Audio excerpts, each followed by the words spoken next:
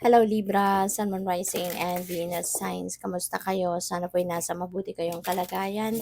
Welcome back po sa Star Tarot. At kung bago kayo rito, welcome din po kayo. Please subscribe, like, share my videos, and leave me a comment po kung nakaresonate kayo. Thank you.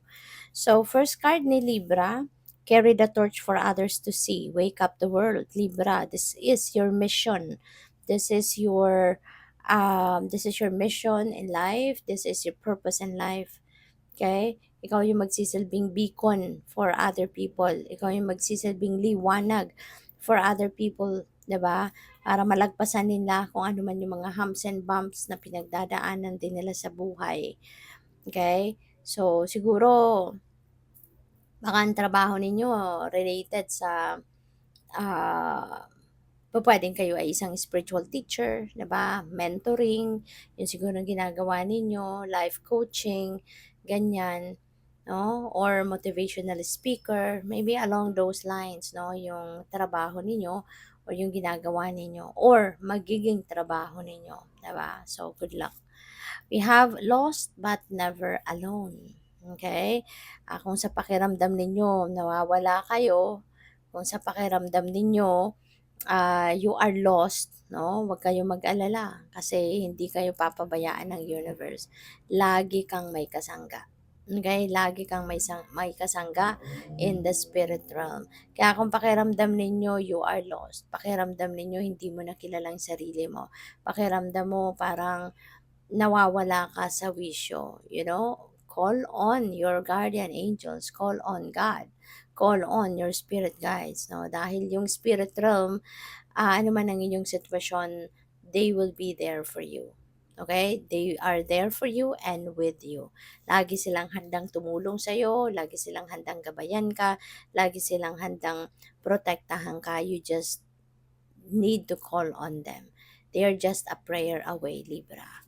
So we have, there is so much more to you than you think. Okay? Maaring madidiscover mo yan sa ngayon. No? Na you have so much more to share with other people than you think you can. So, yun. Maaring may mga ano kayo dito. May mga, or this could be a reminder para sa'yo. 'Di ba? Na marami kang ibubuga. You have so much tricks on your on your sleeves na bitbit dito sa mundo. Kaya gamitin mo ang mga 'yan, 'di ba? Gamitin mo ang mga 'yan para makatulong ka sa iba. Gamitin mo ang mga 'yan para mas mag-improve ang buhay mo, 'di ba? Mas umasenso ka, mag-progress ka. Gamitin mo lahat, no? Lahat. Talents mo, mga spiritual gifts mo, yung mga skills mo, 'di ba? Gamitin mong lahat 'yan, ilabas mong lahat 'yan, no? Para na to progress, 'di ba? To develop your life at saka para makatulong ka din sa iba. Alright? Kasi aanhin mo naman, 'di ba? Yung mga 'yan if you're not going to make use of it, 'di ba? Kung hindi naman mapapakinabangan 'yan.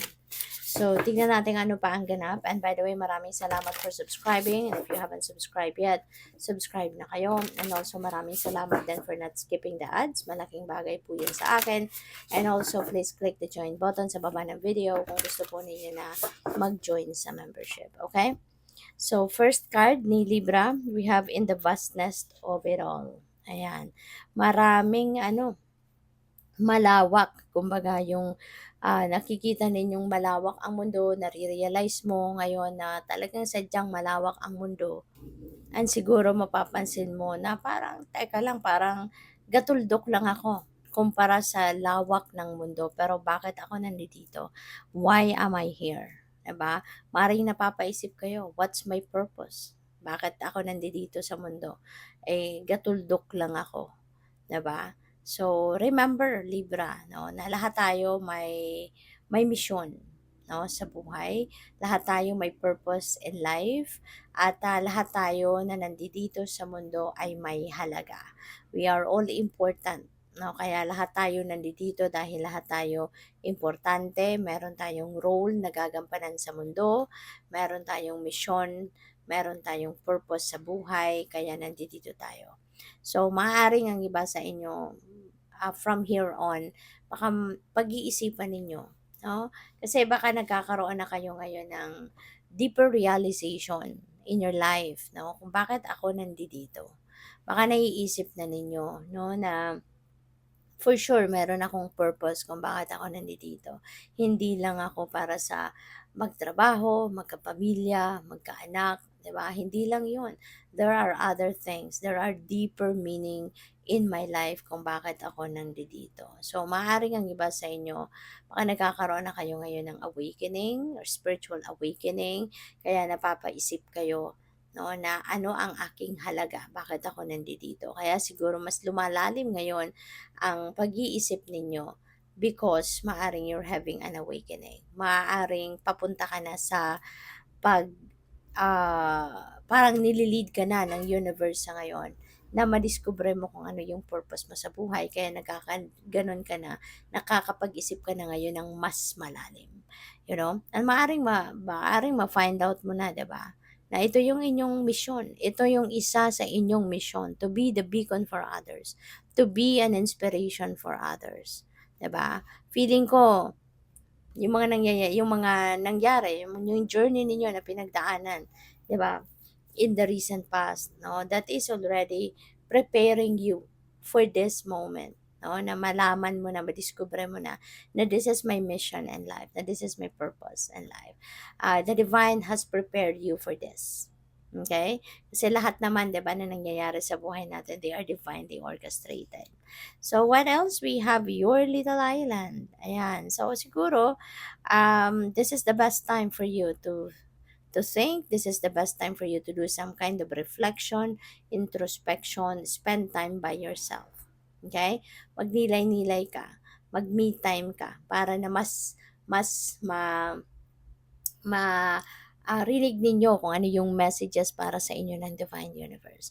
Maaari na sa pagmumuni-muni mo, pag ninilay-nilay mong mag-isa, 'di ba? Marinig mo ngayon kung ano talaga yung gustong sabihin ng universe sa'yo para marinig mo kung ano ang gabay niya para sa iyo, no? Na ma-lead ka niya, madala ka niya towards kung ano man yung dapat mong puntahan or saan ka man dapat na pumunta. Okay? So, what else? We have death moves amongst us. Ayan. So, well, lahat. Lahat naman nagkakaroon ng ending. Lahat nagtatapos. 'Di ba? Lahat nagbabago eh. Kaya at this time, maaring meron ditong magbabago sa buhay mo. Merong magtatapos. And when there is ending, there is beginning. 'Di ba? Walang simula kung walang nagtapos. Kaya be ready for anything. Okay? Be ready for anything because there are transformation happening in your life. No? Depende yan sa inyong sitwasyon. Iba-iba tayo ng path na pinagdadaanan or path na dinadaanan, kaya iba-iba yung mga sitwasyon na po pwedeng magbago sa atin. Okay? So, good luck sa'yo. Thank you for watching. Love and light. Namaste.